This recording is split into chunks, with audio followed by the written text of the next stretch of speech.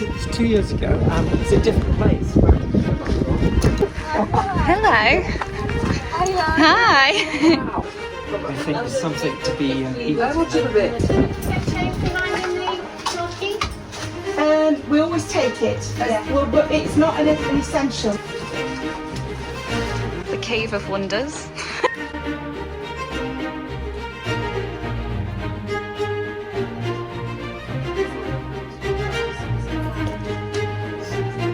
Beep beep.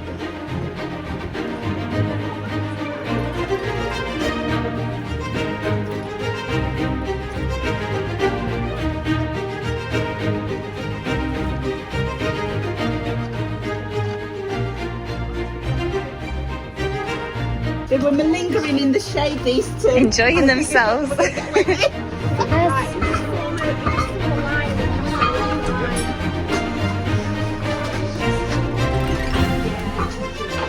take it.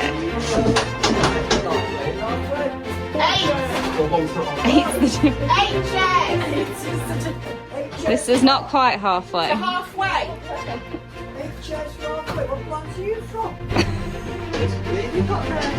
Tell them stop yapping. Last one. First one, we celebrate the last one out. Yeah!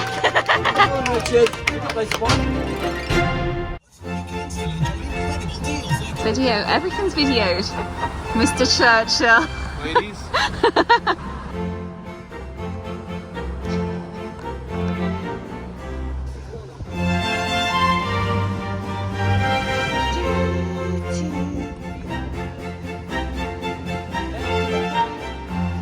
Look at the ducklings. They're so cute.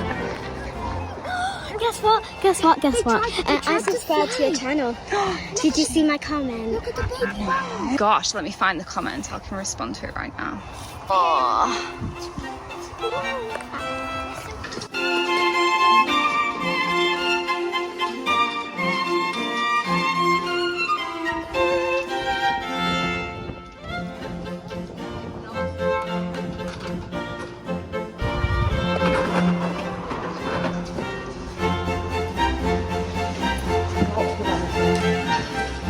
You could have paused with anything. Oh, Chris. Ooh, blimey, no trolley needed.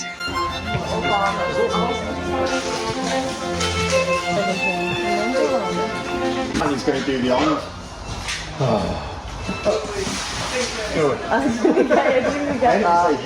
Honours. It's good, yes. You got the church. Oh, I get you. It was a good joke. That was pathetic even by my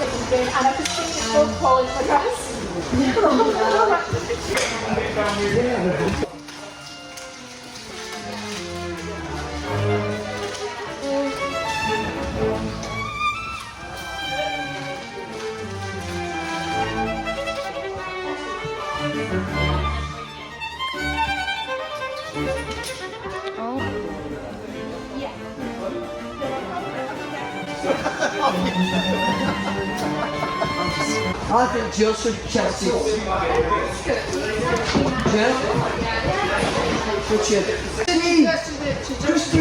Christine should you get? Christine should be telling the wrong name. No, you are. Yes, she has. Right, come on, you guys. All slow down. What are you doing? Why aren't you helping Andy? Explain yourself. There's too many people. There could be too many hands. Oh,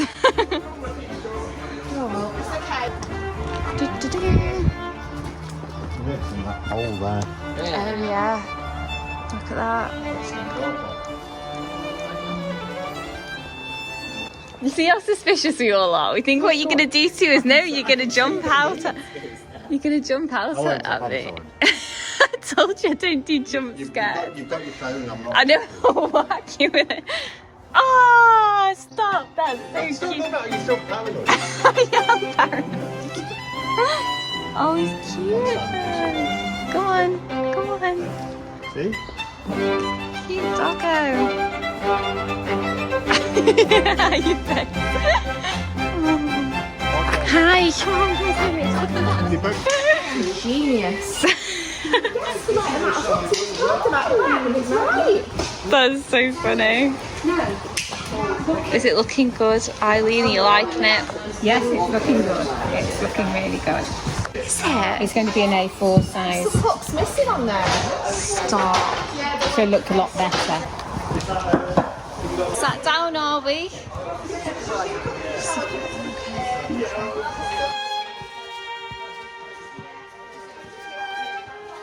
It's where I hid last year when I was like, not last year, 2 years ago, when I was going over, when I was anxious in the interval, and I was like, I'm going to sit here and like hide from the audience. That's still a big role for your first one. I've just turned 18, I've never done a Shakespeare before, and I just thought, oh, I'll give it a crack, I'll audition for this thing because I wanted to get back into theatre. And then I think getting here was like so anxious. I didn't say it. Thank you, Rob. What idea was that? Rob. It was his actually. Rob. I'll look at this spotty teenager. Haven't it? Ask Izzy, she knows where it is. Sort of.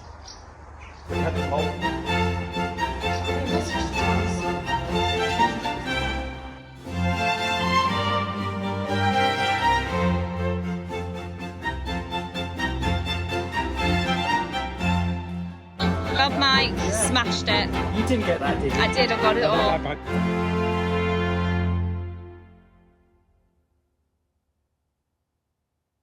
Hello.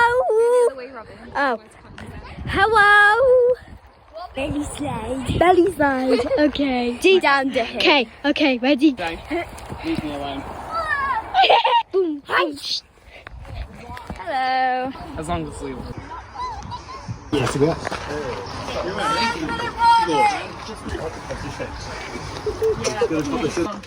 Stop. This one's cute. What's this from? Oh, I can't remember. Beautiful. Yes, thank you. Traditional like Regency, Venables, yeah. How's all the planning going for the transitions? Good. Ask us on Friday. Yeah. Ask you again then.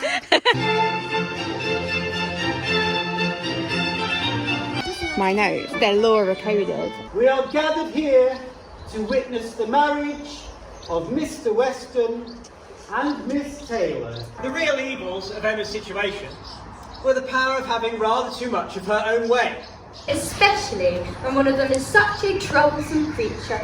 I am sure that was what you would have said if my father were not so close by. Oh, very true. I am sometimes very troublesome. What sort of a looking man is Mr. Robert Martin? I wish him not to be drawn into intimacy with sisters and his wife. Oh! Part of my lace is gone! Oh, I really am such a troublesome companion. Very cautious. He advances inch by inch, but will hazard at nothing until he feels himself secure. A proposal of marriage. So, you think I had better say no? Do you think I'm right?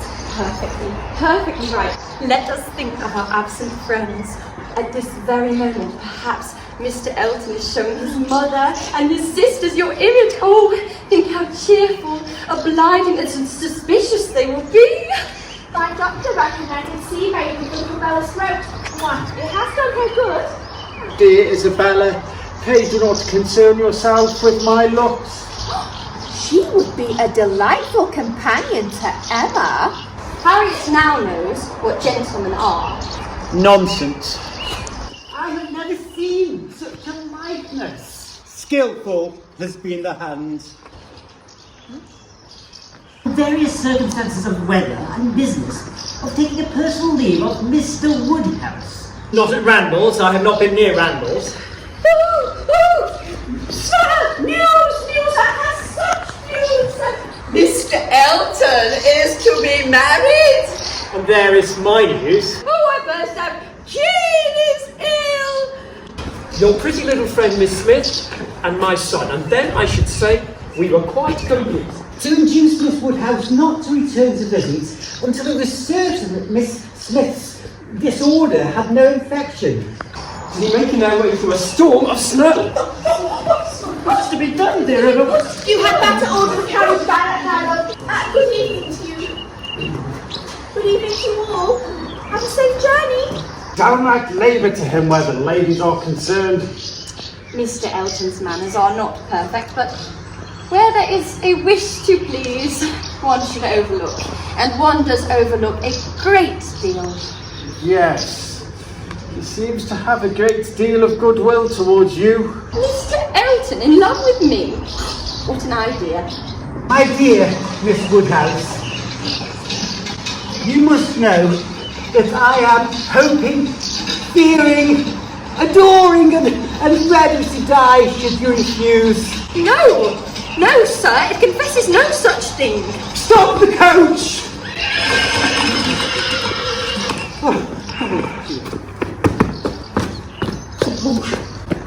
I have not the idea of anybody else who would be at all desirable for her. Oh, Miss Woodhouse. The first error, and the worst, lay at my door. Persuading Harriet not to accept young Mr. Martin. There, I was quite right. That was well done of me. Mr. Knightley's carriage had brought. And Mr. Knightley? Oh, Mr. Knightley must not marry. You would not have little Henry cut out of Donwell. Whatever is the matter? Miss Fairfax has done her hair in so odd a way, so very odd a way. I cannot keep my eyes from it. Those curls. Mr. Dixon and Miss Fairfax are those of whom I speak. Oh, very like Maple Grove indeed. It is the Garden of England, you know. But many counties are called the Garden of England, you know. No, I fancy not. Upstart, vulgar being with a Mr. E and her caro sposo. Oh, and her resources and all her airs of pert pretension and underbred finery. We cannot suppose, my dear Emma, that she has any great enjoyment with Mrs. Elton. I have news. Mr. Frank Churchill writes that he is to be among us again.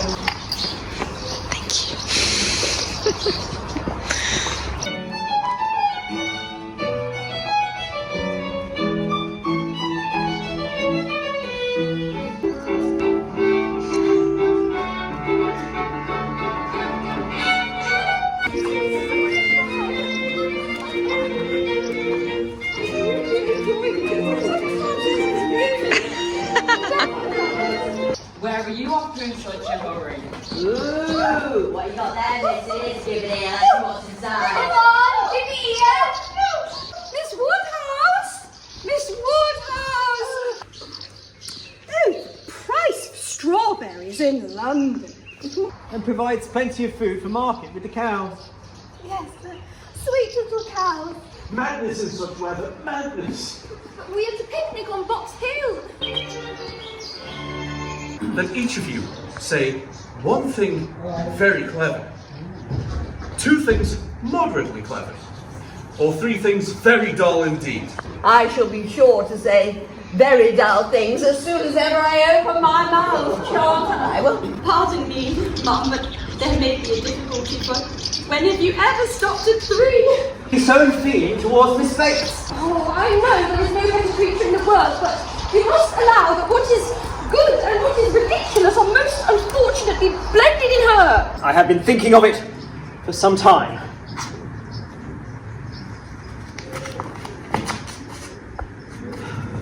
I must go. Oh dear Harriet, have you actually found this? Mr. Churchill. Hello.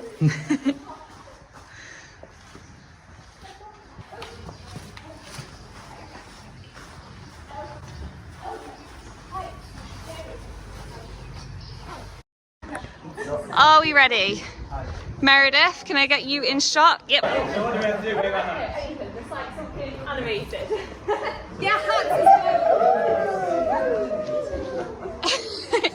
Chin up, big smile. 1, 2, 3. Okay, clear the stage as quickly as you can, please. Hello. I've got hitty things and tie things and pinny things. All the good things then. I kept a lot of hair for it. Did you? Yeah.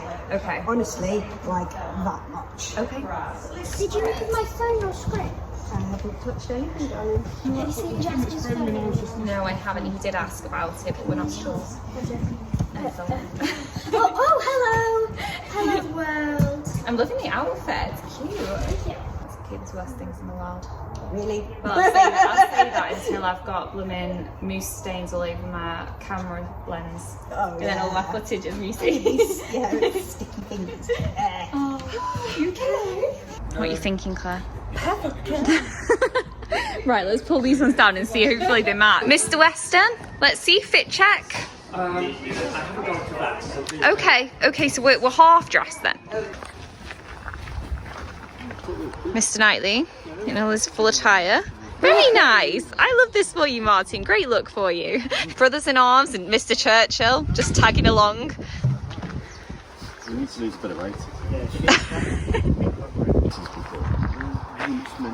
Oh, look at the duck. Oh, him again. He's one of the crew. One of them bit you. Hello, Harriet.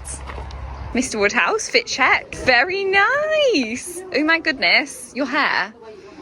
You're looking like the Ice King right now, but I love that for you. I've managed to go to the future. Shoes that don't exist. Ooh, very snazzy. Look at those.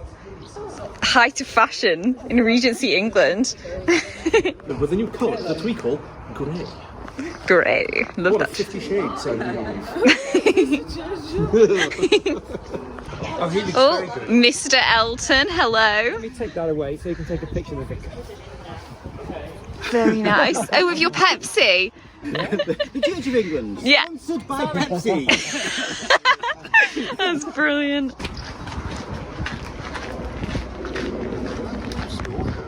I am a stalker, that's just exactly what I'm doing. I'm just going around stalking people.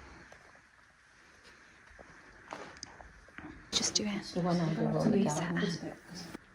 We'll try and fasten it into it.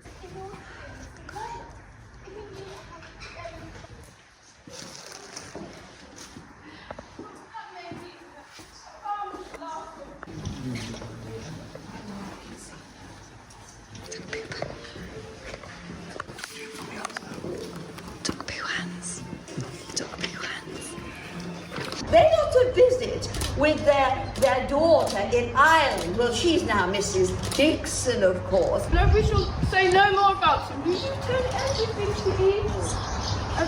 We are both free. You against and I for. And we have no chance of agreeing. He's really here.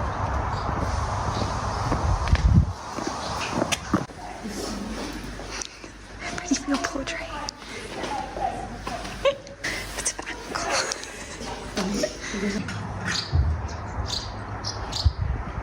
Oh, and if we do come to anything very bad, I can get out and walk. I am not at all afraid.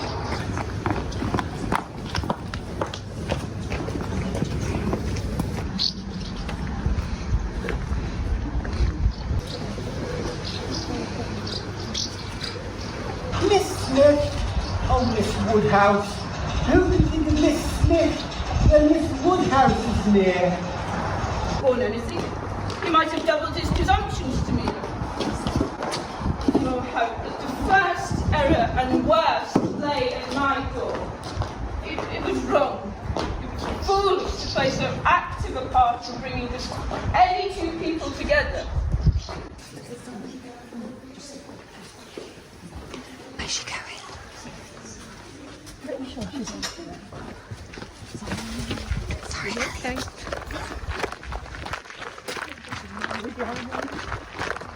Just go now. Oh, it's in. That me.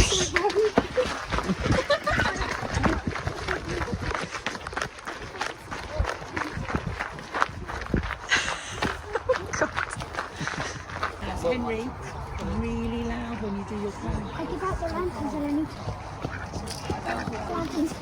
What have we got? Oh yeah, and they need to This take prawn cocktail. Okay, good. I gave her a crisp. Fueling is important.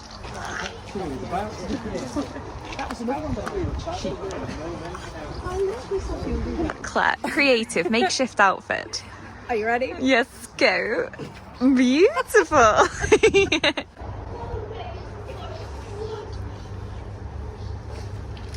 sunscreen in every shelter place. Little lady buttercups and thorns. That you've been able to come to Highbury at last. Oh, and never could I touch myself to someone just so completely reserved.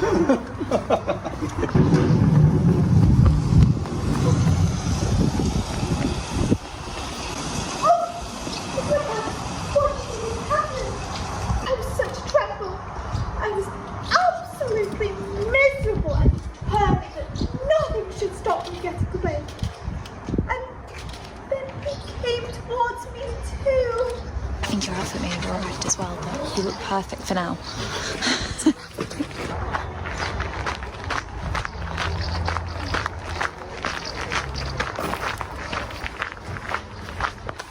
Go, Claire, go, go, Claire, go. Miss Knightley. I'm not sure which way round was in there. One was in the middle.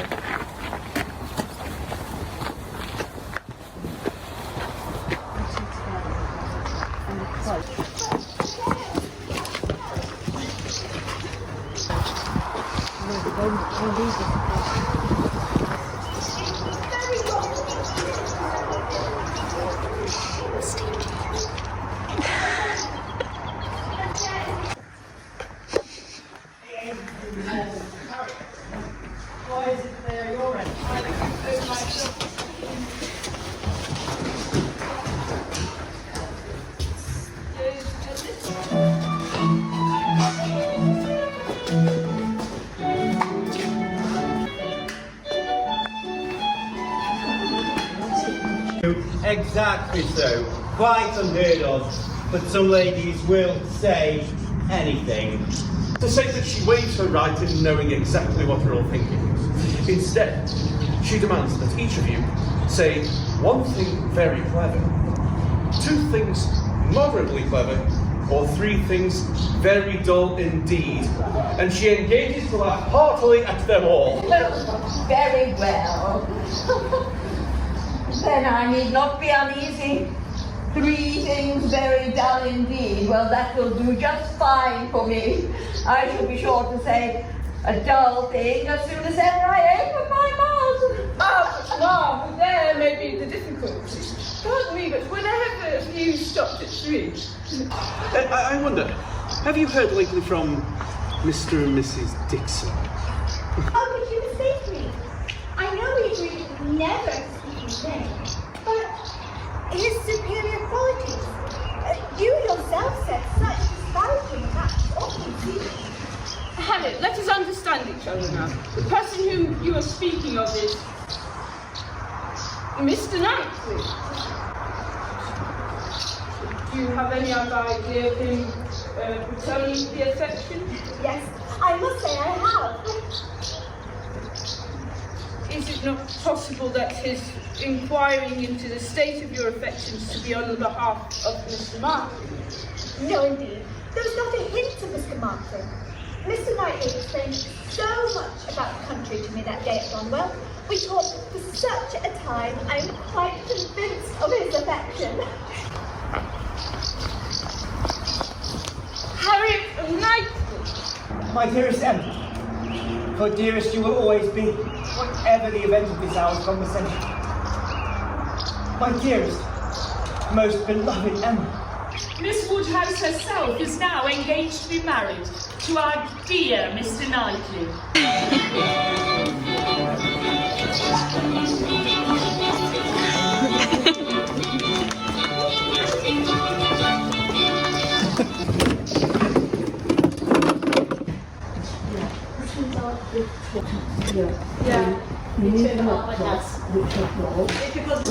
Mrs. Elton's costume that she's just got into needs radical proper finishing up. Doesn't it work? Right, come on. Final details. Tuck it in. Because that was the way Well, this needs tucking in as well. And it is, you know, it's got a whole bit. I deliberately didn't cut too much. How I looked at it from the backside. Yeah, well, I'll begin that way. Now, because you won't see the scene again the same. Oh, yeah, so you have the stars to show.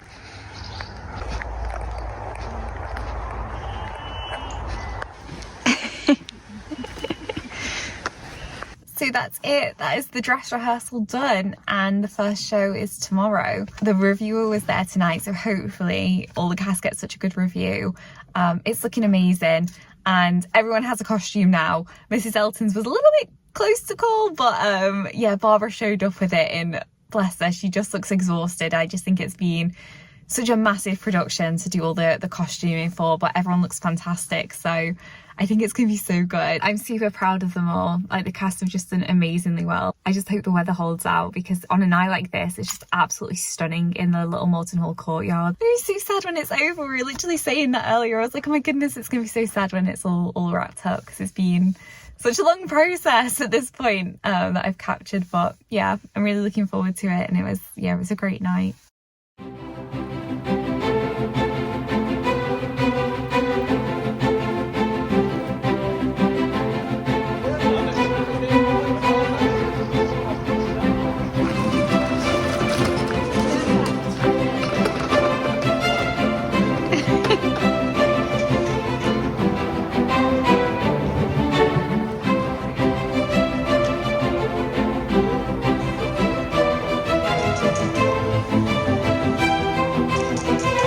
It does. It's good advertisement. I like it.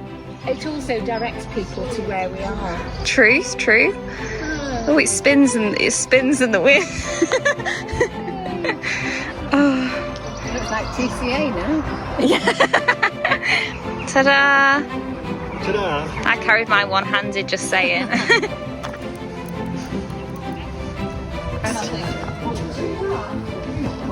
Ooh, fancy. The militia. The militia are coming. Final results. Yes.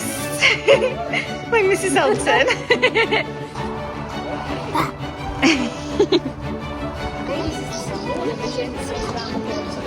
Just walking around in normal clothes. I was like, oh, she's not on tonight. Curls, curly curls. You look so good. Oh my gosh. Everybody looks so good. Sophie's dead happy because she's not on tonight, so she's super excited. Well, a bit actually. You do have responsibility. If it's not dressed tonight, then it is. It's on you. My fault. I think he's doing the older. Yeah. That's a little bit more chaste. Well, it's not really chaste, is it? It's just a bit more time appropriate. And this is all a bit overbearing. Well, it's not really definitely. Even for the ear, that's a bit. It's probably the first time he's ever done it. So it's already a little bit. Amazing. Hello. Carrying a tripod and phone. No, oh gosh, no. I've got it on video. Oh god. Q. Rob. I'll go and introduce myself in a second if I've got time. Hello. You and Papa, I love that. Dearly beloved, we are gathered here to witness the marriage of Mr. Weston and Miss Taylor.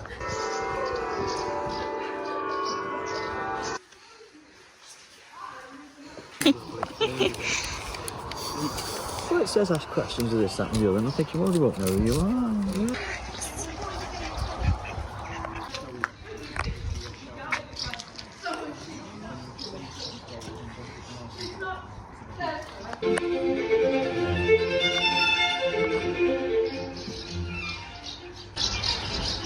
Autumn by John Clare. Enjoy your walk, Mr. Woodhouse, and Harriet, Return before dark. I must hurry to my duties now. Mr. Martin. We're not being struck. I'm sure you must have been struck by his awkward look. His abrupt manner, and the uncouthness of voice which I heard to be wholly unmodulated as I stood here. Oh dear, part of my lace is gone. I really am a troublesome companion. Miss Elton, I beg to take leave and stop at your house and ask your housekeeper for some ribbons or anything to keep my boots on. Oh, you've given Miss Smith all that she requires. Oh, I'm glad you think I've been useful to her. Miss Elton, this is a most extraordinary conduct, and I have encountered it in no other manner unless you're not yourself. But you would not speak to me, or either my friend, in such a manner. Oh, Miss Woodhouse, I have never thought of Miss Smith in the entire of my existence. Never thought of her or considered her as anything but your friend. Never cared if she were dead or alive. But as your friend, if she has fancied otherwise, then she has misled herself. I was just introducing her to good company. I was giving her the opportunity of pleasing someone worth having. I ought not to have attempted more. Oh, Harriet. Her piece is to be cut up for some time, and I have been but half a friend. And if she were not to feel this disappointment so very much, then I'm sure I have not an idea as to anybody else that will be at all desirable to her now. It's what else?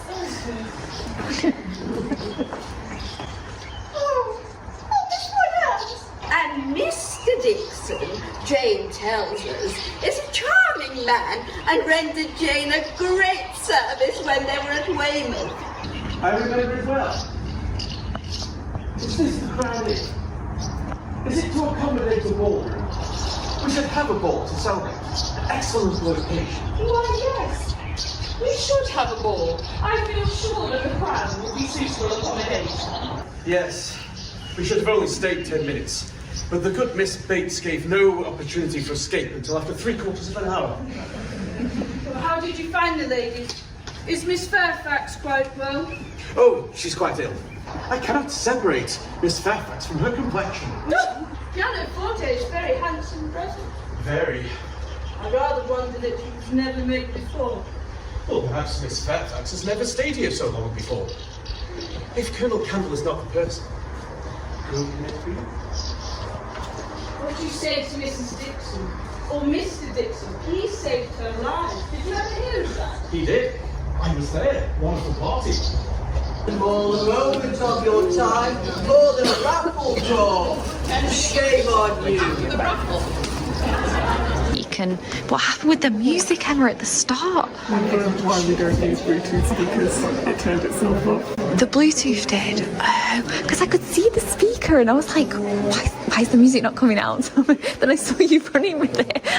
This performance that you're giving as Elton has really grown in you. I'm enjoying it.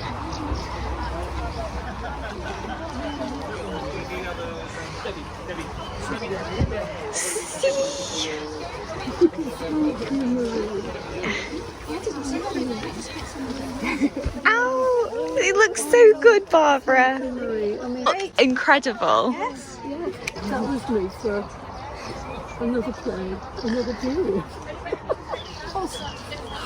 It's here, it's done, it worked out.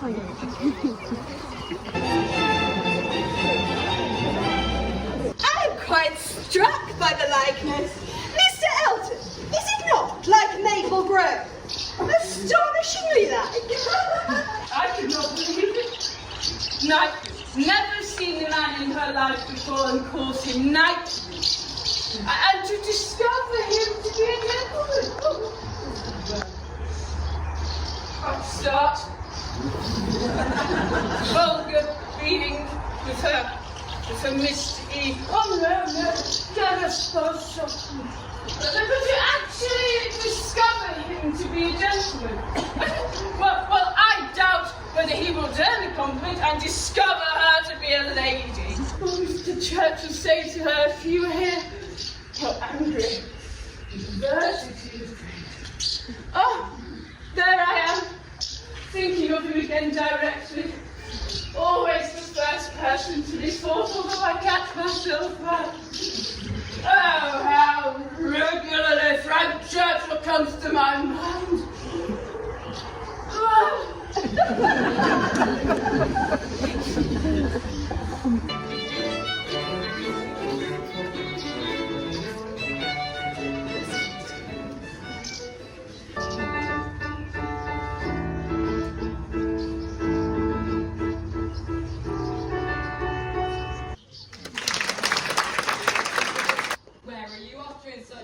Ooh, what you got there, missus? Give it in. Let's see what's Come on, give it here. Go on, grab it. Go, quick.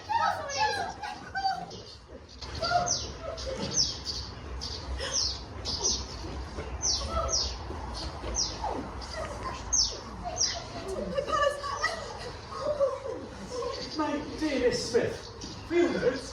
Oh, Mr. Churchill. Oh dear.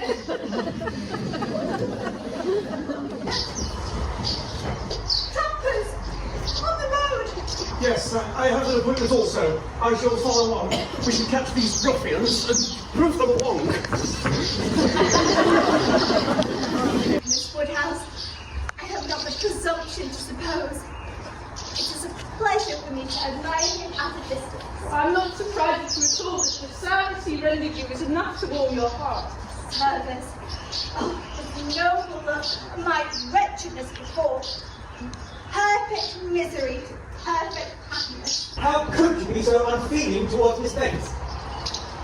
How could you be so insolent in your way to a woman of her age, character, and situation? I had not thought it possible. Nay, how can I help saying what I did? Nobody could have. I dare say she did not understand you. I assure you she did. She felt your full meaning. Oh, I know, there is no better creature in the world. But you must allow that what is good and what is ridiculous are most unfortunately blended in her. I would not quarrel with you if she were your equal in situation. She is poor. She is sunk from the comfort she would want to. It will probably suit her. It's badly done, Emma. Badly done indeed. I've been such great friends for as long as I can remember, and I am now not at all surprised at their engagement. Dearly beloved, we are gathered here.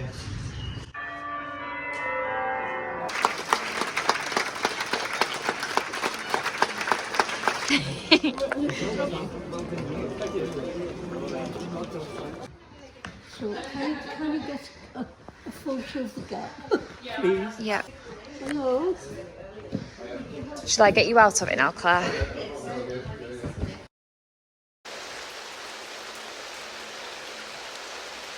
It's raining, which means the performance might be going on in the marquee tonight instead. I hope not, because it's so good in the courtyard, but obviously can't do it in the rain, so I'm gonna head there now and see what the plan is. And the review just came out from the reviewer who was there on the dress rehearsal night. So yeah, I'm gonna give that a read. Someone's gonna bring it with them. Hopefully the final outfit, Mrs. Elton's outfit, will be complete tonight. So that one particular outfit has been a bit of a drama, so I don't think Claire had it for the dress rehearsal. Oh, she did. It came halfway through. Barbara did bring it, but it was still in pieces a little bit, so Barbara had to work all night to try and get it together and she thought she brought it with her for the first performance. However, when she got here, she realised she hadn't got it and she had to call her husband, who then had to bring the dress. who got it here in, it still needed a little bit of work last night, so I'm guessing when I get there tonight, when Barbara brings it, it'll be fine. It's just so lucky that it's that outfit, because Mrs. Elton doesn't come on stage until the second act, so it kind of all worked itself out. But I know Barbara is really tired and really stressed, bless her, which I can imagine. Like, obviously the show's alive now, so kind of need that outfit. So yeah, I'm gonna head that way. Really hope it stops raining.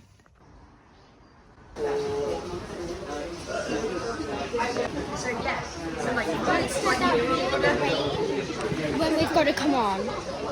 Oh wait, you've got to stand out there? Yeah. No, stop. Wait till we go on. Oh no.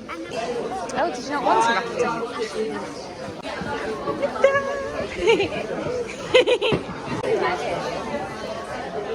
National Sophie Day. No, you don't need to read it again. I do, because then you can do your thing. Yeah, don't worry. They don't know. Okay. They don't know. See? Okay. Don't worry, edit this out. Okay. Izzy is recording that journey, putting on Emma from the auditions to the shows, and the whole video will be uploaded to YouTube on Izzy's channel. Are you following me? Yeah. Harriet is exactly the young friend I want, and only wishes to be guided by someone that she looks up to. She is not clever, but a perfect walking companion. Mr. Elton! Please keep my green card. Oh, thank you. Cautious. Very cautious. He advances inch by inch, but will hazard at nothing until he feels himself secure. We think it a bad thing. Why so? They will neither of them do the other any good. You surprise me. Emma will surely do Harriet some good. Confused, Mr. Martin? Do you think I'm right? Perfectly right. Oh, my dearest Harriet. Miss Smith, indeed. Oh, Miss Woodhouse, who can think of Miss Smith when Miss Woodhouse is near?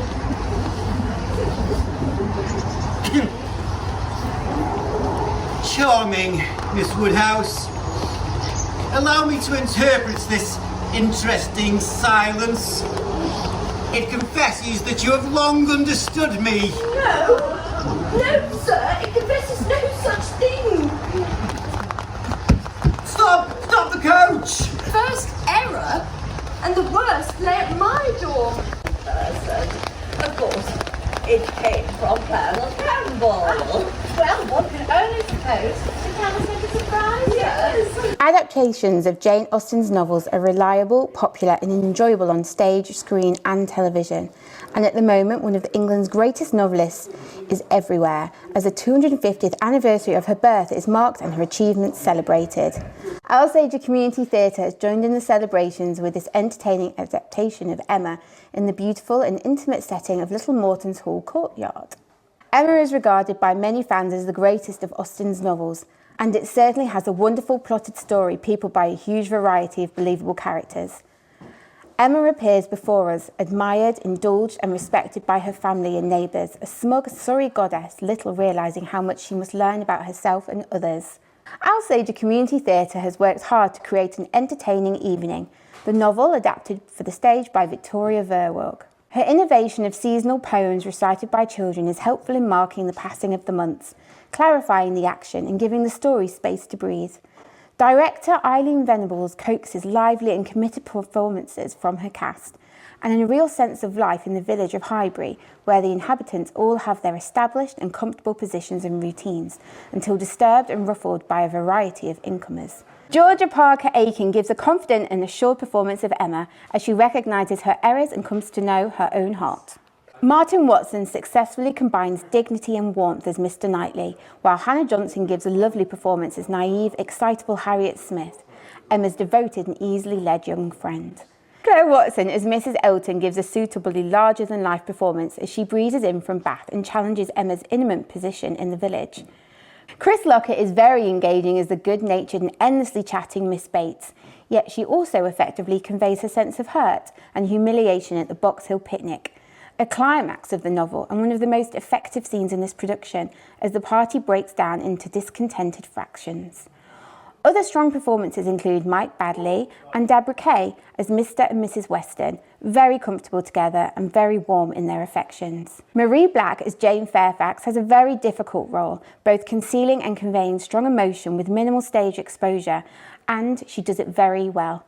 Unscripted appearances by House Martins and Ducks added pleasure to a perfect summer's evening entertainment. If you come out like that again, Rob, I'll capture on camera. We think him dull, boring and pointless.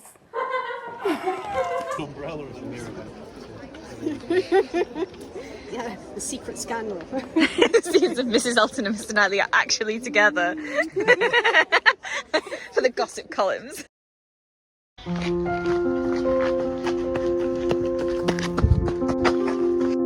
can't. Oh, so cute. I like that football. Are you still handing out gifts? Shall I follow you? Oh, it's embarrassing. No, it's not embarrassing. Okay.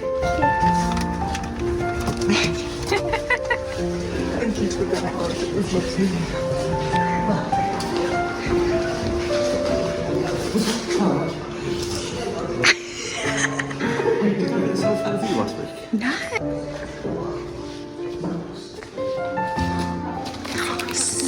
You got snacks. You manifested snacks. Stop, I'm so excited. Have you sacked it in for tonight? Is this what you're doing instead? Yeah. Emma's doing that. Hello, Henry. I feel like all this footage that I've got of you dancing, you're going to get a part in Billy Elliot soon. Is it? Yeah. So turn the tables for a second. Do you mind if I get a picture with you? Yeah, sure. Let's... But do Oh, you look stunning, Sophie. I love this for you. It's a full-on moment. Oh, yeah. Hello, Barbara. How are you? Sleep. Bit of time to sleep. Well, I've had time to sleep and I've had time to look at that wretched stripy costume. Your photos were lovely. Ian managed to get them Did it up, help? all of them. You know, I could see what needed to be done. It's just some of the previous stitching was pulling it awry and had to Thick take fabric all that as out. well. It's been a lot of work Yeah, not an easy because bit to work it all got done in a hurry. Is this like camera on camera? Cameras of cameras. The lighting's so good tonight, though, to be fair. Oh, that's a great spot, isn't it? Where the light pops out. Beautiful. It looks fab. This looks nice. Yeah. You got Jane Austen ones too. I'm sure doing what I could. Yeah. And Mr. Elton, he had a lot of letters to write, so. You're starting? You have to sell me tickets. That's so funny. For the stage by Vicky Werborg. Directed by Eileen. So here now, where Timber Hall still stands, with a written history cared for by caring hands, I ask from you, one and all, kindness. That's it. Have you? I ask for kindness from one and all, as the characters from Jane Austen's Emma take the floor. Awful, wasn't it? It's the worst one I've done all week. And they're recording it. Okay, so, are you all happy? Yeah. I don't think she will have realised because we... Oh God, Mrs. Weston. I'm coming. Hello, Debs. Having rather too much of her own way, and a disposition to think a little too well of herself. These were the disadvantages which threatened the Lloyds in her May enjoyments. The danger was as yet so unperceived that they did not by any means rank as misfortunes with her. A shocking walk. Not at all, sir. It's a beautiful moonlight night. Harriet is exactly the young friend I want, and only wishes to be guided by someone that she looks up to. She is not clever, but a perfect walking companion.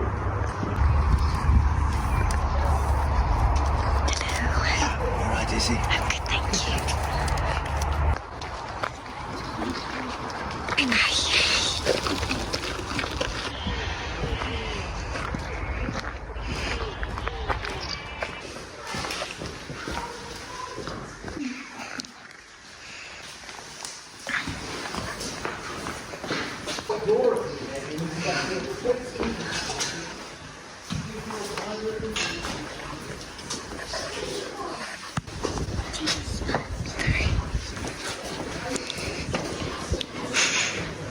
drawing to London, to be framed. Oh, what a precious deposit. But I am sure there are hundreds of different ways of being a mother.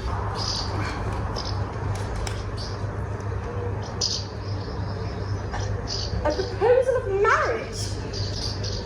Well, you need not be prompted to write with the appearance of sorrow at his disappointment. You think I ought to refuse him then? Oh, to refuse? I assume you were only consulting me on the wording of it, but you mean to return a favourable answer, I collect? No, I do not. Harriet Smith refused Robert Martin. I saw her answer and nothing could be clearer. Saw her answer? You wrote her answer too. Emma, this is your doing. You have persuaded her to refuse him. Harriet has the certainty to be admired and sought after. I am very much mistaken if your sex in general would not think such a beauty and such a temper the highest claims a woman could possess.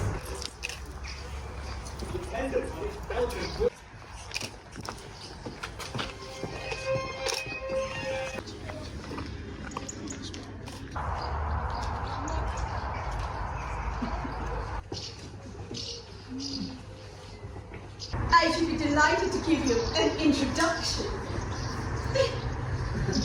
I hear you're an accomplished musician, Mrs. Elton. No, indeed. I'm not a superior performer. Never seen him in my life before, and call him Knightley. What a riddle Jane Fairfax is. Quite a riddle. Well, my dear Emma, I say that he is so much preoccupied with the idea of not being in love with her that I should not wonder if it was to end in his being so. I sat and cried, and in that sweet mood when pleasant thoughts bring sad thoughts to the mind, to her fair works did nature link the human soul that flew. Very sorry to hear, Mrs. Fairfax. You're being out this morning in the rain. Young ladies need to take care of themselves. Young ladies are delicate plants. They must look after their complexion. My dear, did you change your stockings? Papa! Yes, sir, indeed. I am very much obliged by your kind solicitude about me. My dear Jane, what is this I hear going to the post office in the rain? It is a sign that I was not there to take care of you and to speak with Mr. E. The man who fetches our letters, I forget his name. Shall I inquire on your behalf and fetch them for you? You are too kind. I cannot give up my early walk. I'm advised to be out of doors as much as I can. My dear Jane, say no more about it. It is determined. Excuse me, but I cannot possibly consent to such an arrangement. I've often heard it asserted that the same sort of handwriting prevails in families. Isabella and Emma, I think, do write very much alike. It is true. Our hands are very similar. There is a likeness. Emma's hand is the strongest. Isabella and Emma both write beautifully, as does Mrs. Weston. Thank you, Papa. Well, a gallant young man like Frank Churchill writes to a fair young lady like Miss Woodhouse. He will of course put forth his best. Jane, April has come. Have you really heard of no position? I have not made an inquiry. I do not wish to make any yet. My dear, we cannot begin too early to find your position. Colonel and Mrs. Campbell are in town again in the summer, and I intend to spend some time with them. I know Mrs. Partridge requires a governess. Please let me inquire on your behalf. Thank you, but I would rather did not mention the subject to her until the time draws nearer. But I have news. Mr. Frank Churchill writes that he is to be among us again quite soon. Frank, welcome. His first pretty visit was to Miss Woodhouse, and they seem to become good friends. Mrs. Weston and myself agreed that Frank would be an excellent match for Emma, and have noted the fondness between the young people. Emma, I must hurry away, as I have seen an old acquaintance in Highbury. They'll be most disappointed if I do not call upon them. I must not disappoint them. I believe that Mr. and Mrs. Churchill are soon to take a house in Richmond, within an hour's ride. We shall all be able to see more of Frank when he moves closer, and it will be good for Mrs. Churchill's health to be further south.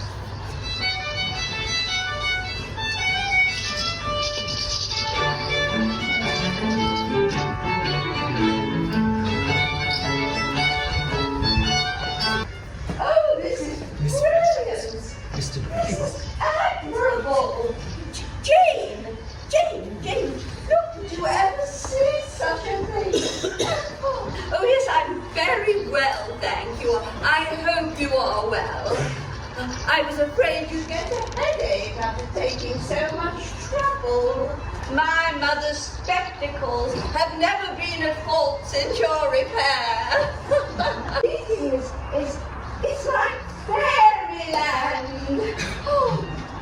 What do you think of Jane's hair? Now you can be the judge. She did it all by herself.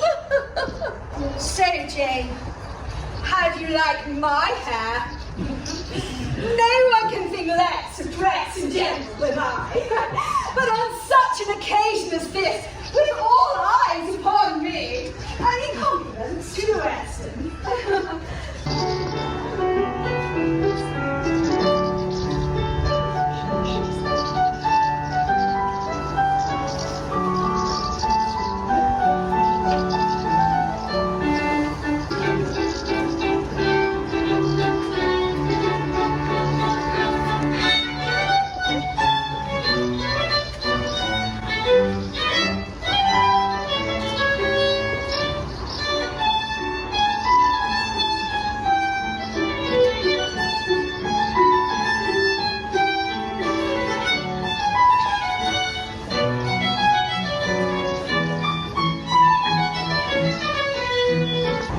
Confess, you did want him to marry Harriet. I did, and they cannot forgive me.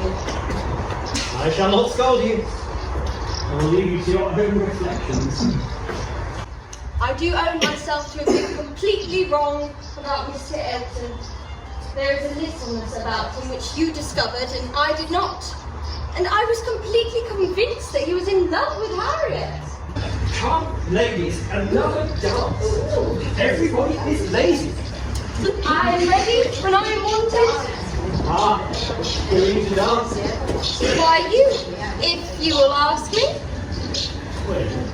I will indeed.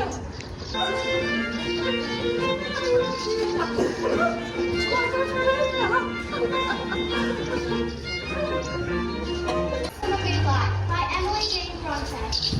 'Tis moonlight, summer moonlight, all soft and still and fair. The solemn hour of midnight brings sweet thoughts everywhere. Have you never at any time had reason to suppose that she admired him or that he admired her? Never! How could it possibly come into your head? You don't lately imagine that I've seen symptoms of attachment with you. Expressive looks, which I did not believe to be made public. You amuse me excessively. Delicious fruit, inferior to currants, and cherries more refreshing. A position, a most desirable situation. It was with a cousin of Mrs. Brown, an acquaintance of Mrs. Suckling, a lady known at Maple Grove. Delightful, charming, superior. First circles, lines, spheres, rags, everything.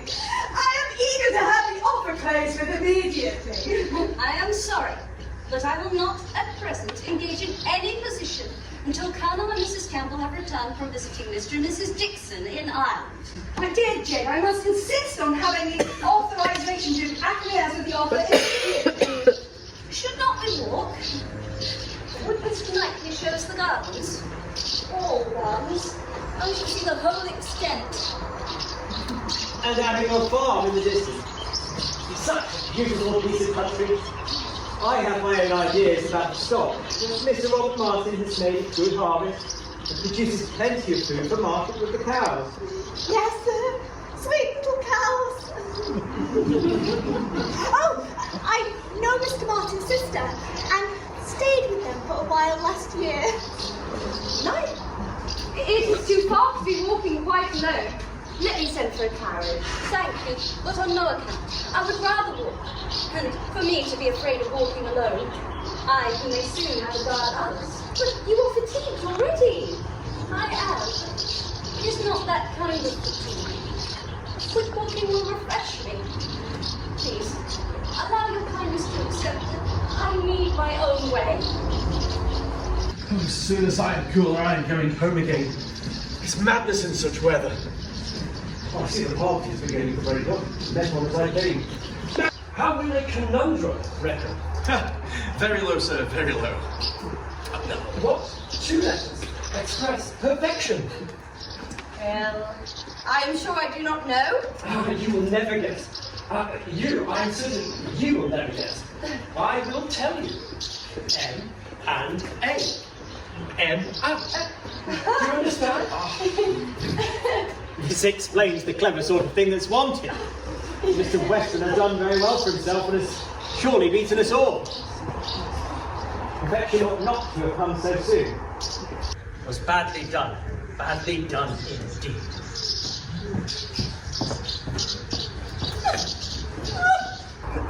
Mrs. Churchill has died suddenly. Oh.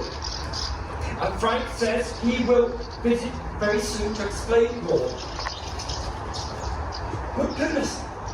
He says that nothing now will stand in the way of him marrying Jane Fairfax. Oh! And we were so certain of a match between Frank and Emma. How will she bear it, as I am certain that some great attachment has grown between them? You must fetch her to me at once. We can only impart this news face to face. Dear, what is your urgent news? I was fearful for your health. Well, we have heard from Frank this very morning. He tells that Mrs. Churchill has died suddenly. Oh dear, that is sad news indeed. What will you say? What will anyone say when it is known that Frank Churchill and Jane Fairfax are engaged? Jane Fairfax? Good God, you do not mean it. Nothing. Gone to London, I have no one to share my regrets or thoughts. Oh, how could I have let Harriet away from the likes of Mr. Martin? And refer myself to you as a friend. Tell me then, have I no chance of ever succeeding? My dearest Emma, the dearest you will always be, whatever the event of this hour's conversation. My dearest, most beloved Emma, tell me at once. Say no if it is to be said. If I loved you less, I might be able to talk about it more. God knows I have been an indifferent lover. Yes! She has made great friends with our dear Jane, and now herself regrets having not sealed their friendship sooner.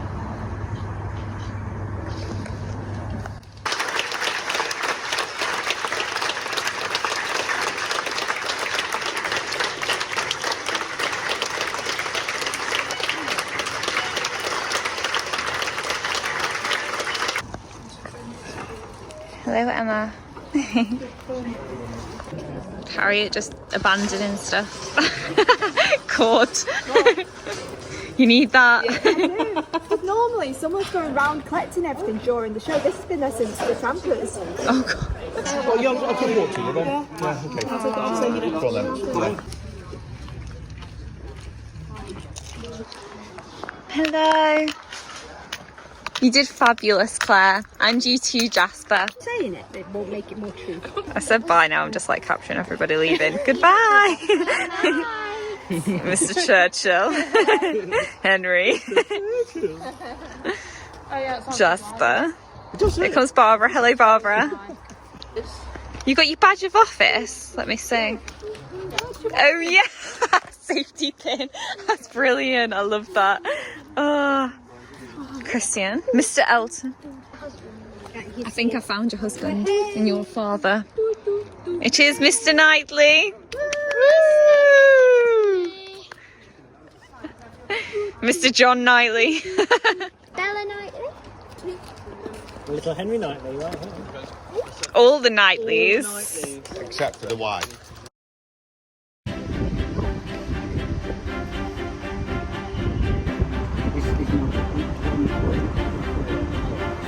Duck's your friend, Emma.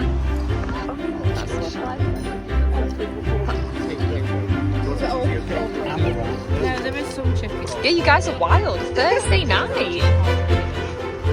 Sorry, what was that, Rob? I missed that. Were you just about to...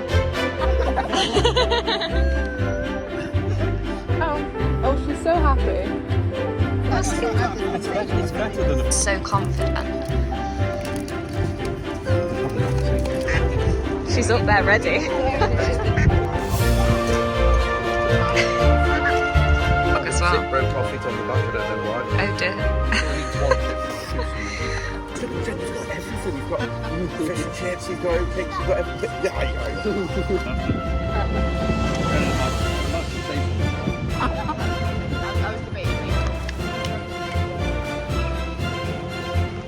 Where's Nellie? Nellie's there. The elephants, that's copying it. Final night, so we've got the Nellie and the Hammies. The Nellie is the elephant, so backstage, favourite bar because Anybody for the Nellie? backstage never forget what they're doing. Well, they shouldn't. And then we've got the Hammy for the actors, so it was originally came about because it was for the actors who had done really well in their roles without hamming it up. So, Oh, that's what you won for, Rob. yeah. You didn't ham it up. The meetings I don't need to ham it up. Beautiful. Inside Out was a series show.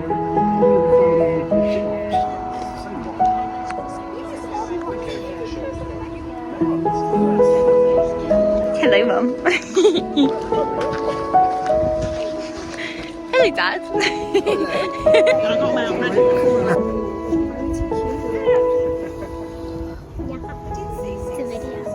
It's video. Oh wait, it's always a video. It's terrible. You know, like those random spots you find yourself on. I don't know, it was just bits of dirt. I've just got bits of dirt on me. Yeah.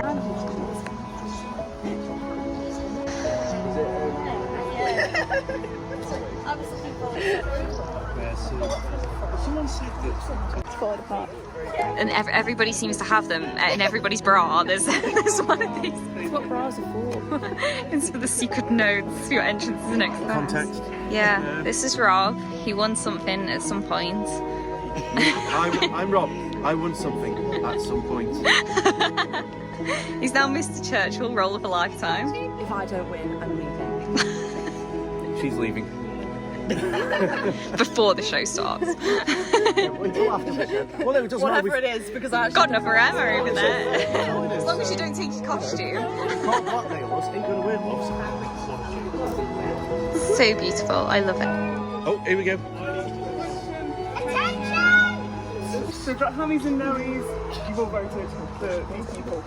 So which one do we want to start with? Hammy, in a show of two Emmas, who have both done absolutely fantastically leading up to the event and produced phenomenal performances throughout and worked very hard in their roles. We've got George and Sophie will be getting the...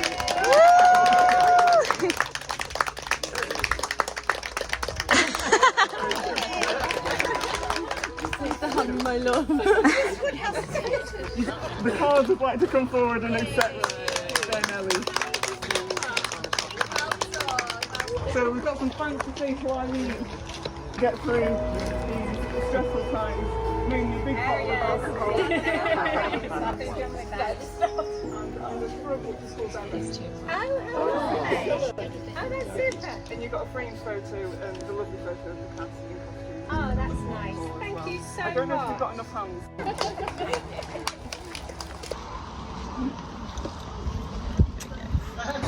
Close bosom friend from the Joring sun. Inspiring with him has loads and blessed the fruit round the thatch eaves run. To bend the apples to the moss cottage trees, and to fill all fruit with ripeness to the core. A young farmer is the very last sort of person to raise my curiosity. A degree or two lower might interest me where I may be useful to the family.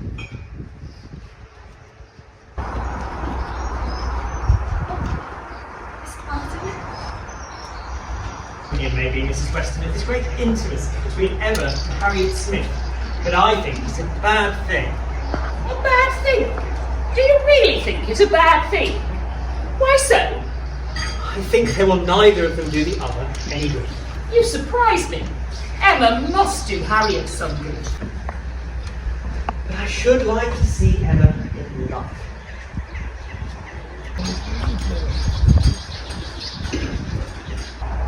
You have made her too tall, Emma. It's so pretty, it's so prettily done. Like all your drawings are, my dear. Why does she catch cold? My dear Papa, it is meant to be summer. It's never safe to sit outdoors. I agree, it's never too warm for a wrap and bonnet.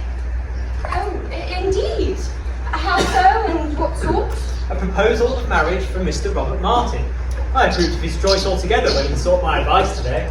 How do you know they did not speak yesterday? Was she not with you all day? You sent by a letter and he was refused. Harriet Smith refused Robert Martin? I saw her answer and nothing could be clearer. Takes the faint leaf away, twirling it by the window pane, with thousands others down the lane. Welcome, Miss Isabella. My poor Isabella, how long since you were here? How tired you must be after your journey.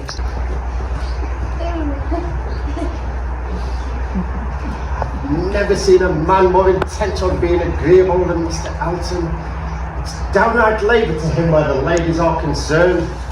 Mr. Elton's manners are not perfect, but where there is a wish to please, one should overlook, and one does overlook a great deal. Yes. On Frank's account, for I do believe her to be very fond of him. I used to think she was not capable of being fond of anybody except herself, but she has always been kind to him her way. I'll prove a spirited beginning to your winter engagement, sir. Something new for your coachman and horses to be making their way through a storm of snow. What is to be done, dear Emma? What is to be done? Oh, we had better order the carriage directly, my love. I dare say we shall be able to let it on. It will set off directly. And take care. Goodbye, husband. Coming, my darling. And ready to die should you refuse. Please be certain of my ardent attachment, my unequalled love, and my unexampled passion.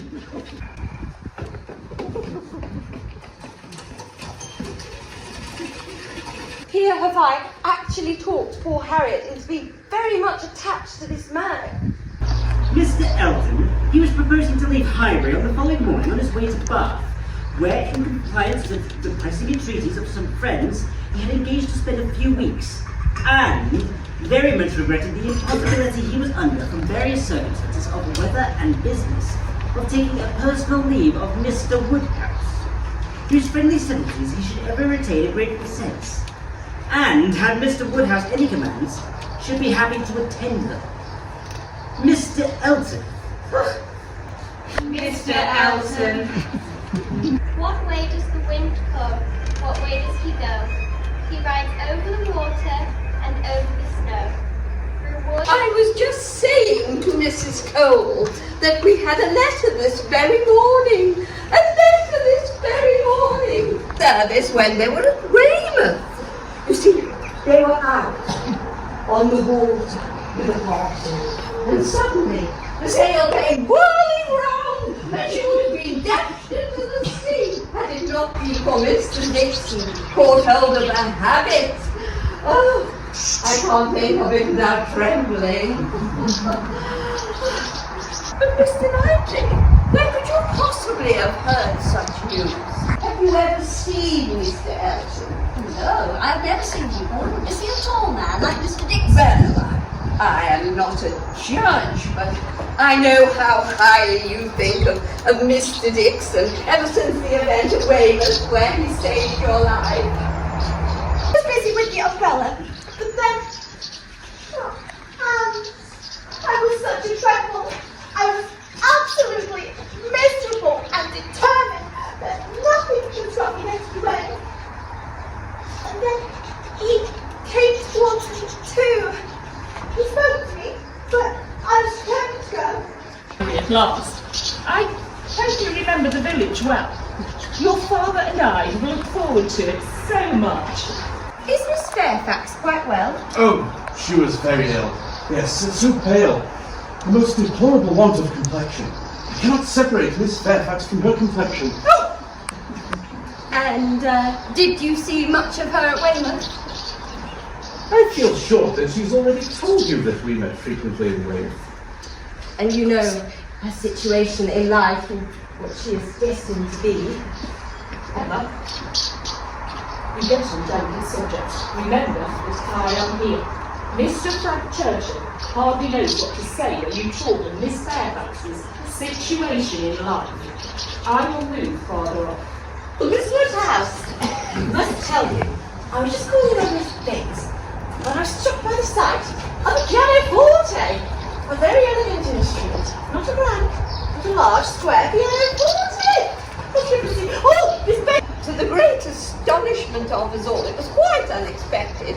Both Jane and I were quite at a loss, quite bewildered as to who could have ordered it. But now, we are both perfectly satisfied that it could only have come from one quarter. Of course, Colonel Campbell must have sent it. Well, one can only suppose they meant to surprise her. We are in great hopes that Miss Woodhouse might prevail us with two pianoforte this evening. Oh, Mr. Dixon, did you hear he saved her life? He did. I was there. One of the party. Thank you for rousing me. But I feel as though I've been rather rude. But you see, Miss Fairfax has done her hair in so odd a way. So very odd a way. That I cannot keep my hands from it. I've never seen anything quite so boucle. Those girls. I must go, alas.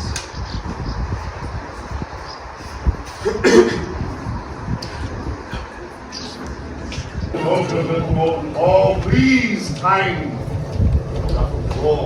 I'm going to give her this. They're obviously that tasty. Can I carry wine for you?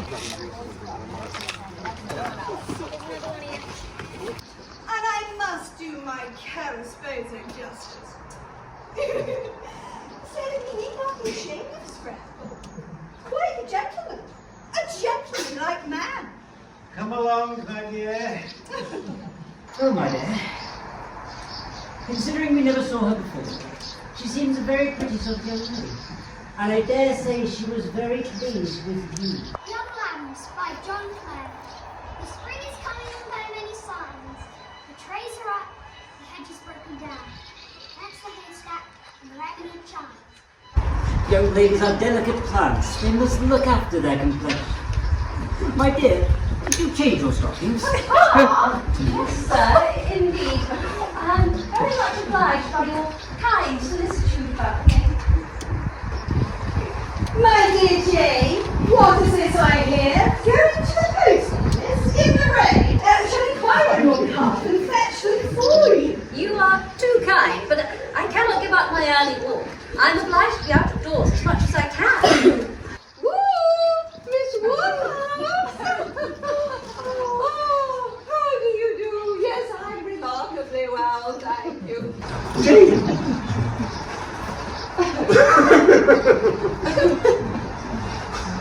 So, how do you like Mrs. Elton?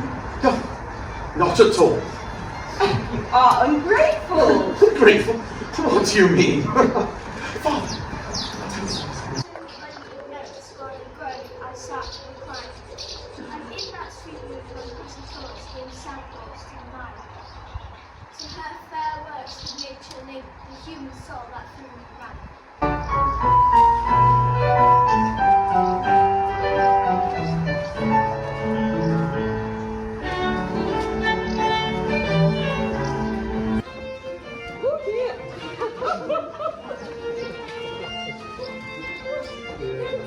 Moonlight,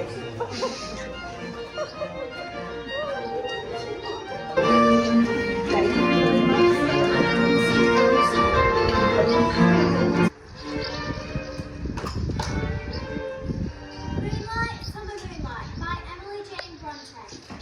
'Tis moonlight, summer moonlight, all soft and still and fair. The solemn hour of midnight breathes sweet thoughts everywhere.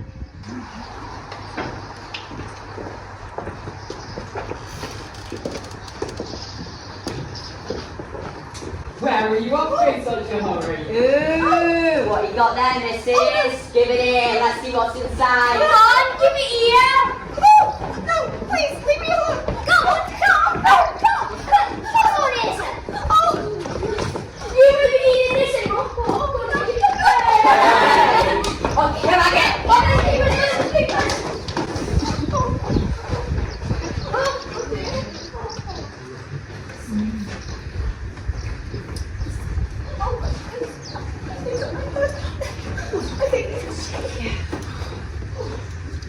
My dear Miss Smith, are you hurt?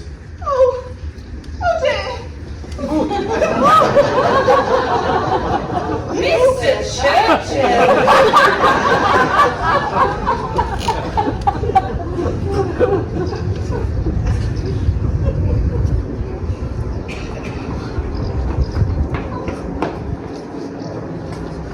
Trampers on the road. Oh dear. I shall seek them out. They'll not be on our land for very long. Yes, I have an appointment also. I shall follow on. We shall catch these ruffians and move them along. As a memento of Mr. Elton, I treasured them. Do you want me to dispose them after his unkindness to you last evening? Yes, that was my intention. I am determined against all interference. Let no name pass our lips. But be cautious.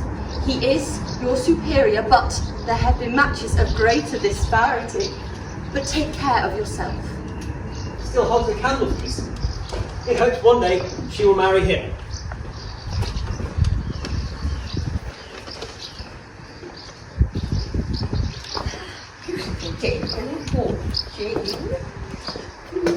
Miss Bates, I hope you're well.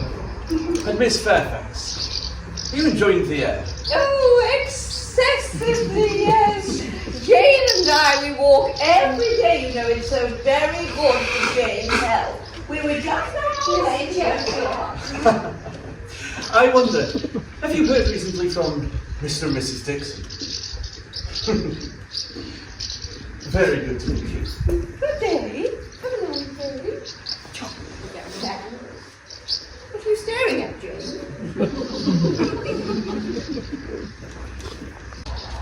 Jane Fairfax and Frank Churchill.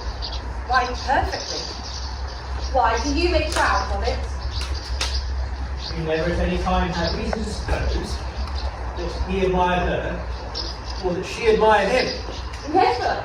Never. How can you think of such a thing? A situation, a most delightful situation. It was with a cousin of Mrs. Bragg, an acquaintance of Mrs. Suckling, a lady known at Maple Grove. Delightful, charming, superior, first circles, spheres, lines, ranks, everything. I'm eager to have the offer closed immediately.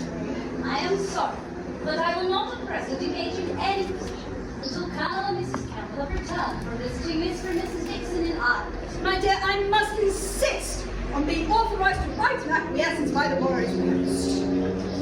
You should not be more. But Mr. Knightley shows the gardens. All the gardens. I wish to see the whole extent. An Abbeyville farm in the distance. Such a beautiful piece of country.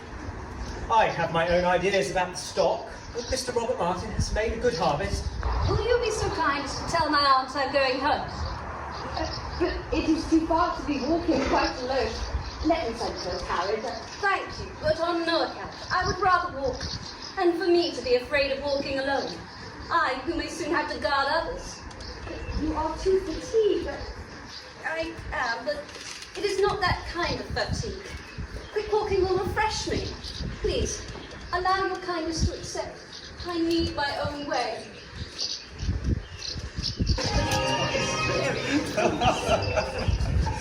Is Miss Woodhouse sure she would like to know what we are all thinking? No, an unknown count in the world. Happy couple.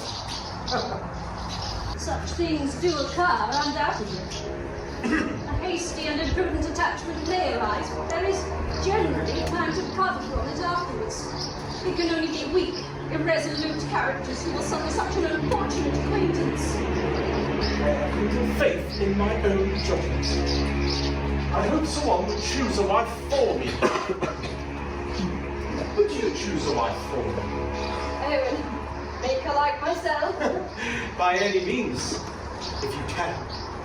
Now, Mum, shall we join Mrs. Elton? Yes, thank you, my dear. With all my heart. I am quite ready. Not thought it possible. No. How could I help but say what I did? It was badly done, Emma. Badly done indeed. What did it wrong? Look at all the little birdies flying so high and dropping things on people's heads.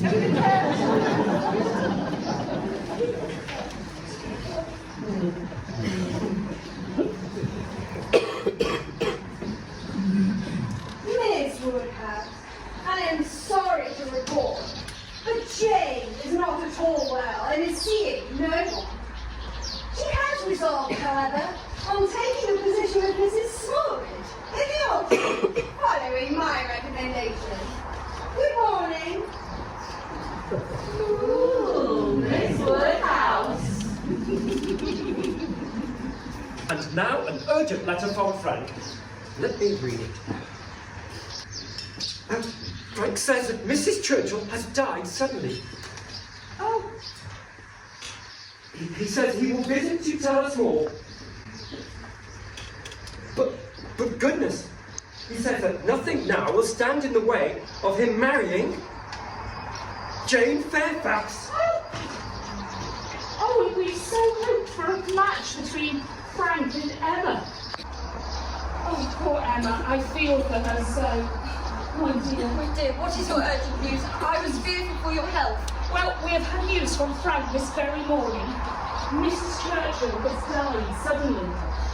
Oh, what will we say? What will anyone say when it is known that Mr. Frank Churchill and Jane Fairfax are engaged? Frank Churchill and Jane Fairfax? Oh, good God, you do not mean it. You may well. I cannot say how it is something in my opinion. In Jane's eye, I must have been a rival. What news? You need not be afraid to owning it to me, as Mr. Weston told me himself. Of Frank Churchill and Jane Fairfax, you know. You cannot think I care about Frank Churchill. But you gave me reason to understand you cared for him. Am I mistaken? Him? How could you mistake me? I know we agreed never to speak his name, but his superior qualities. Are you speaking of as Knightley? And if to these losses the loss of Donwell were added, then what would remain of cheerful, rational society within our reach? Mr. Knightley, to be no longer coming here for his evening comfort, no longer walking in at all hours as if ever willing to change his own home for ours. Oh, how is it to be endured? And if he were lost to them for Harriet's sake, then my wretchedness is but a reflection, and it has all been my own work. You mean between Miss Fairfax and Frank Churchill? I heard about it already. How is it possible? I had a few lines on parish business this morning from Mr. Weston, and at the end of them he gave me an account of what had happened. I seem to have been doomed by blindness. Time. My dearest Emma, time will heal the wound. He will soon be gone. He will soon be in Yorkshire. It's a disgrace to the name of man. I think them to be very sincerely and very mutually attached. then he is a fortunate man indeed. You speak as if you envy him. I do envy him. And in one respect, he is the object of my envy. You will not ask me what the point of envy is. You are determined, I see, to have no curiosity. You are wise. But I cannot be wise. I stopped you ungraciously just now, Mr. Knightley. I'm afraid I brought you pain. But if you would like to speak to me as a friend, indeed, you may command me. I refer myself to you as a friend. Tell me, then, have I no chance of ever succeeding?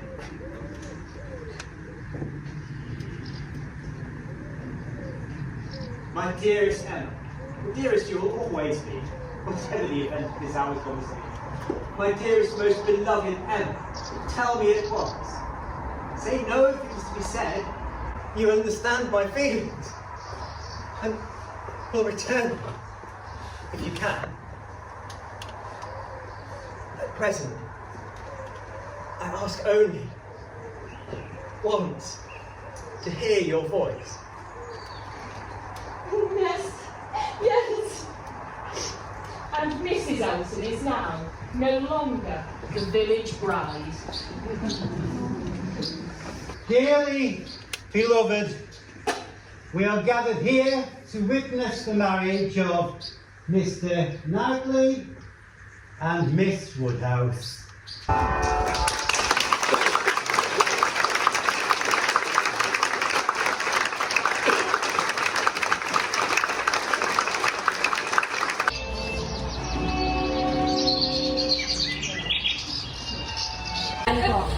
Nine o'clock is my first. Well done. It's been fun. It has. Thank you. It's been really good. How are you doing? Oh, no. How are you? There you go. How are you?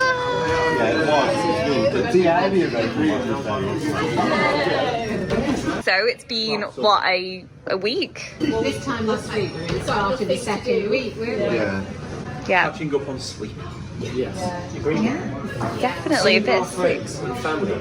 Yeah, you have friends and family still. That's great. Did anyone lose their friends and family? No, I think he just means family to Oh, you do have friends, Mike. So I'd love to know, how you found it all. What was easy? What was like much more of a struggle than you anticipated? Best memories, funniest memories, all those kind of things. I think we'll just chat through different stuff. If anyone's got anything burning that they definitely want to pitch in with. Emma, as you can see, you started off. A lovely part of it was doing the Hammy and Ellie nominations. We only had 10 minutes before the show to go through them, so I didn't get much chance to sort of thank people. But Marie got a massive thank from Barbara, so she absolutely deserves a massive shout out. But because I think her role's a bit more in the background, it doesn't get seen as much. Other actors who are a bit less in the spotlight as well. So it's lovely hearing about it. I was just about to say, the risk of sounding really, really cheesy, but I love the setting was beautiful, and to actually do it with Robin was, genuinely though, it was absolutely amazing. It was sort of a once, well, it's not once out to do many more there, but to do Emma for the first ever time anyway, with Robin at Little Moreton Hall. Yeah. It's just ideal. It was just perfect, really. Robin was responsive. I'll find another one if you. I was going to say that with the kids as well, and even just having the craziness of Henry, Sal, Will, Robin, just all the kids, and honestly, it held my nerves, it made me laugh.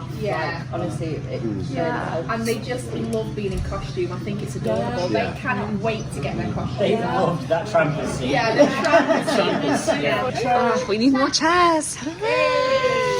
Already have 2 bags. It's a fantastic experience. We all did it great, and then it's like, oh, we've got to get back to work, and we've got to do this, and it's just like, yeah, but that's why we always run from one to the next. and I think everyone needs the break. One of the nicest things to me was that there was no animosity in the group. There were no arguments. Everybody was a really nice little thing. You were there, weren't you? You didn't see it all. No, I was always there and I saw nothing. I know, I was like, everybody's so friendly to each other. What is going on? There were no prima donnas, and everyone was happy to read in when someone wasn't there. In fact, there were times I didn't know who was playing because there's many people missing one week. I think that's the reality of it as well. You know, it's important to capture that because people have lives as well. You guys aren't doing this like it's your full-time job. So, you know what I mean? The reality is some days you're not going to be able to make it, and it's how you figure out your life around that and step in for each other when you need to. So, yeah, every single time I've shown up, like, you guys have been so lovely. So I really appreciate that. Yeah, they waited till you're gone and then... yeah, they said all horrible stuff about me. Like, God, that she's gone again. Yeah. I appreciate you as well for like helping us with the role of Emma and like understanding Austen because I haven't wrote Austen before. It's something that I want to do now. I've like got a newfound love for it, and now I'm like stalking your Instagram. I'm like, it should be. Yeah. It was something that I wanted to do because having done Pride and Prejudice 5 years ago, and I just loved that. And because we realised that this year was the 250th anniversary for Jane Austen, we were supposed to do it last year. We did it this year instead. It was fabulous doing the auditions because you saw so many different people and so many would have fitted all the different parts, and yet somehow the ones we chose for the parts were absolutely spot on and played those parts to perfection. If you'd asked me this question about a week before we actually went on stage, I might have said, oh, it's going to be a disaster. I really panicked. I don't know. They hadn't quite got the spark with it then that they needed. And then as soon as we did the technical and the dress rehearsals, they changed, just completely changed. I don't know whether it was the setting, the reality that, Once you get in those costumes, you just elevated and the setting, it's so magical there, isn't it? Yeah. Vicky and I sat there and wow, where did that come from? I think part of it as well is reality hits, so there's that going This on is back really I'm actually doing this for an audience, Yeah, they were good audience. Virtually every night sold out, wasn't it? Yes, it was. There was a number of times I'm trying to reverse and I was standing Is there a duck behind? is there a duck behind me? Because I don't want to squash it. The audience was brilliant when we were doing the carriage scene, and there was a wasp right here in front of her, looking around, and she was just like so focused. She knew it was there, but she was so focused that she just all petrified. Do any of you have a favourite night that you performed? Night that my parents, well, you didn't come because You came every night. that my mum and her boyfriend and my nan and granddad came. We were in the market. Oh yeah, that of was the one course. night, and when I came out for my poem, I was directly in front of him. I kept going, it's like, I always find the marquee, that's when my wife came with the kids, and I always find that my favourite night is when I've got someone close in the audience, because I think you do tend to purposely up your game. Right. You do sort of, you get that boost, don't you? I felt like that on the final Friday because my family came as well to watch me, and I also thought it was probably the best sounding audience as well of all the nights because it seemed to be getting better and better. And then the last 8 did a little, but like the performance was even better. I thought the performance got stronger each night. But I just felt like the Friday for me just went really well. But I also enjoyed the marquee night. Because it felt different. I think I've learnt the most about this place, apart from the wonderful experience of working with you people in such a lovely place, is that it's not only high heels that I can't walk on cobbles with. I mean, Crikey, you nearly knocked yourself out, didn't you? Yeah, there was a bar on the floor. When I ran into Mr. Knightley and then tried to get out really quickly, a bar stopped me on the floor. There was a pang. Mine did dance better on the wooden floor as opposed to on the carpet. I thought my best night was the last night. My favourite one was in the marquee. It was the atmosphere was electric. It was it was palpable. If you could play a different character, who would you play? Who would you want to give a go to? Emma. Oh, you speak perfect, Emma. Yeah, absolutely. Handsome, clever, and rich. Yeah, exactly. Yeah, it's me, isn't it? You know. Also done Mrs. Elton. I would have really. Mrs. Elton, yeah. You know what? Claire was brilliant. I quite liked Miss Bates. I loved the eccentricity and everything. You know, it was really good. The Chris played it perfect. Absolutely. But you couldn't play Miss Bates, could you? Not without a decent wig. Yeah, that's why he shaved his hair off. He's getting ready. He's modelling himself on me. Yeah. Ben did Woodhouse so well. Yeah. But I think that's cracking hard. Yeah. We'll talk about it going I out. would have liked to be one of the Mr. Yeah. Oh, I love that line. I liked Did that I video. say that we were playing real game of pontoon, trapped in each night, and I won. Yeah. And Vicky bought me an actual trophy. The most hilarious bit for me personally is when I come on and you guys like, yeah, we've got to go, and then you both like just walk off and I'm like, alright then. Things are like that. When we've done like Shakespeare and stuff, it's not as accessible as Austen, is it? And people get the humour with Jane Austen. It doesn't need.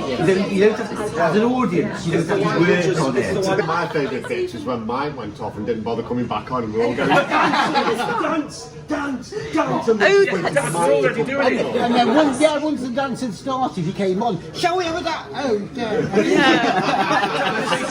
Because somebody missed his line. To be fair, I think that was such an underrated line. The one where you come on and you're like, everybody's being lazy. I was like, that's such a funny Yeah, one. but we were already dancing when he came on. I thought everybody put on the stellar performances. No, of course, I'm going to say that.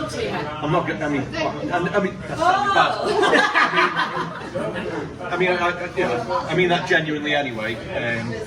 But especially like for the two Emmas, because it's two people doing the same role, and they sort of like learn off each other, but they're both completely different. Yeah. I think every single person from the smallest role to the biggest role was really good, and directors and all the other, everything else as well.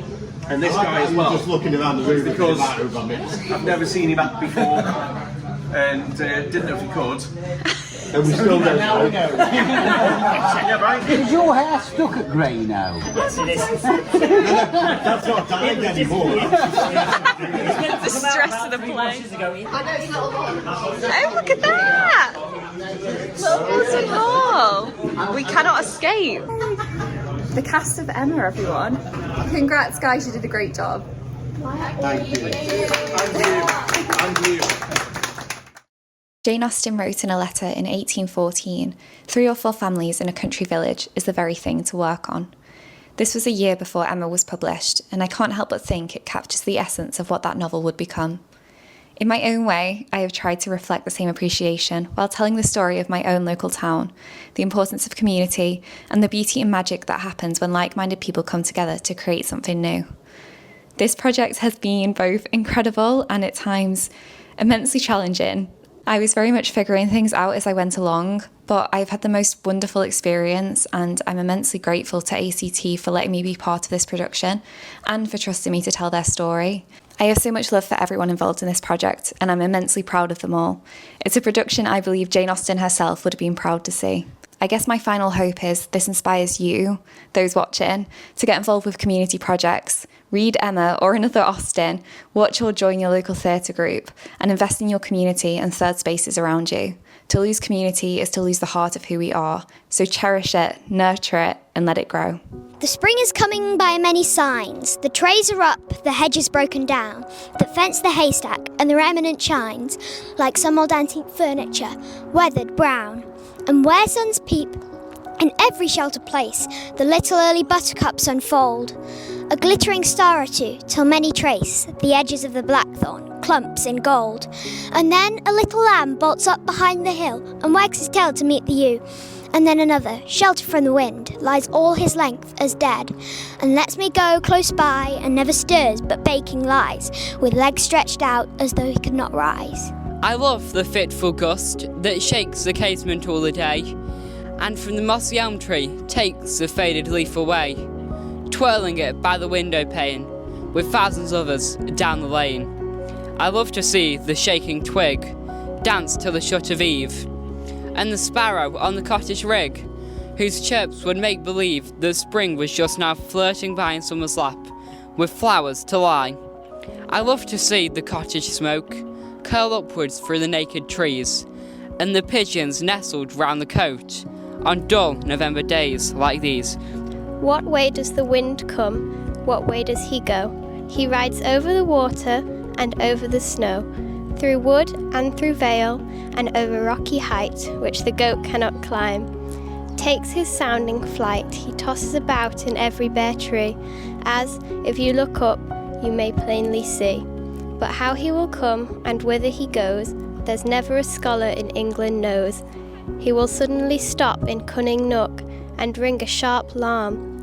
But if you should look, there's nothing to see but a cushion of snow, round as a pillow, whiter than milk, and softer than if it were covered with silk. Seasoned in mists and mellow fruitfulness, close bosom friend of the maturing sun, conspiring with him how to load and bless the fruit round the thatch eaves run, to bend the apples of the moss cottage trees, and to fill all fruit with ripeness to the core, to pump the gourd, and to swell the hazel shells with a sweet kernel, to set budding more, and still more, later flowers for the bees, until they think these warm days will never cease, for summer has o'brimmed their clammy shells. I heard 1,000 blended notes, so on a grove I sat reclined, and in that sweet mood when pleasant thoughts bring sad thoughts to the mind, to her fair works did nature link the human soul that through me ran, and much it grieved my heart to think what man has made of man.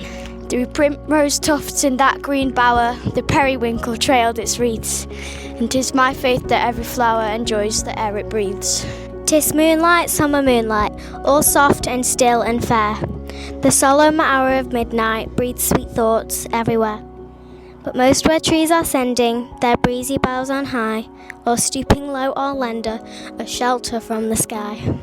And there in those wet bowers a lovely form is laid, green grass and dew-steeped flowers wave gently round her head.